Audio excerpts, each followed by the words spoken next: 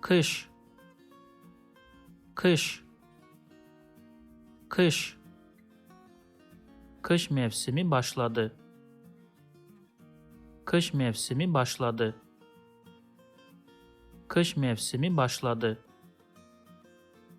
Bu kış çok soğuktu. Bu kış çok soğuktu.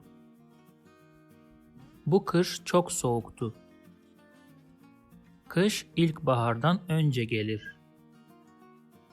Kış ilkbahardan önce gelir. Kış ilkbahardan önce gelir.